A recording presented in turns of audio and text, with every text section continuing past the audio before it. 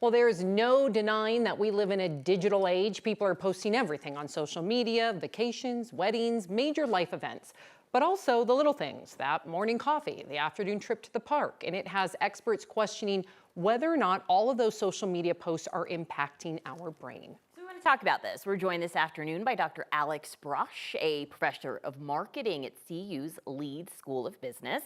And you just finished up some really interesting research about the impact called being seen online. First of all, tell us about your research. What I think, fun topic to be able to dive into. I'm so lucky. I love studying this. I study technology and how it reshapes consumers' experiences. So yeah, to get into the specifics of photography, there are mixed effects, of course, as most people can relate to. Taking photos during an experience and thinking about sharing them can elicit some anxiety, self-presentational concern. But the other side of that is what I've been documenting recently, which is the effect of attention once you post. And separate from the likes and the comments, which can be anxiety-inducing, just knowing that people are seeing us, that we're being viewed and watched, gives us a boost to our mood, a boost to our self-esteem, and it also makes us retroactively remember the experience more positively that we posted. Ooh, I do love that, because I will sometimes often reflect back on some of the vacation photos that I've posted. But did you differentiate between whether you post and you feel a boost, or is it whether or not you get likes and comments? You can isolate those effects by looking at just receiving attention alone, so from the posting itself, and the effect of the likes and the comments. Likes and comments, of course, give us a boost. It feels nice to be validated. What's really cool about this research is that even stripping away that validation, we feel good from knowing people are watching us and from looking at us. I mean, I think the voyeurism. Yeah.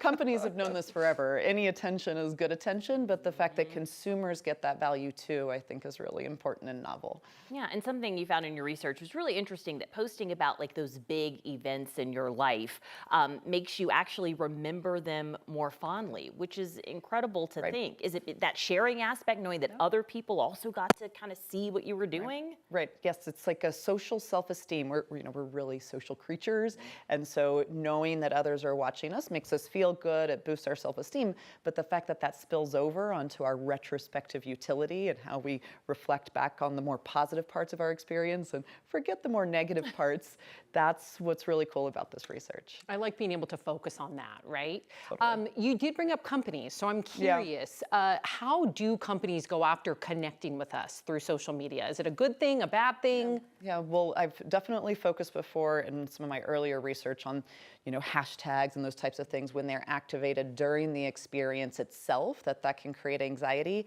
The focus of this research is more about how if you can promote people posting after the fact, so it doesn't affect their experience, but they're getting some attention from the photos and then they're reflecting back on the positive moments, that can actually be a positive thing for companies to encourage.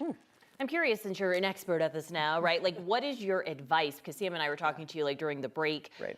I go in like waves. Sometimes I'm posting a cup of coffee, like, look at this, that no one cares about. And other times I feel like that anxiety, but I'm only posting if I'm on vacation, wearing a fabulous outfit, or, just something. But like, is there some sort of correlation? Like, do you feel like you should just post any and everything, or do you save it for the special moments? Is there like a right or wrong way to do it? That's a good question. I really focus on the timing of it. So not doing it while you're going through the experience. Try to be immersed in the moment. Afterwards, it's more okay. You can extract the positives without the negatives. I also think it depends on the type of experience. That's another thing I study. So more visual experiences, it's helpful sometimes to take lots of photos and post. If it's something like a concert, like you guys were just talking about, it might be good to put the camera away, not post too much, and immerse yourself in those other cues. Was there any negatives that you found, like by posting too much or going down a rabbit hole? Did you find anything like that? It can detract from our memories of more auditory or taste-based experiences. So going to a museum and listening to a tour guide, the posting can really get in the way. Taking photos of all your food and forgetting to really taste it and enjoy it, that can take away a little bit. So those are the types of experiences I warn against, but something that's very visual that you're sharing and getting attention for, it can be really good. That's great. I That's a know. real positive Interesting. take. I know. Go ahead and post those vacation photos, like it. everybody. Dr. Barash, thank you so much. Very insightful. Thank you, guys.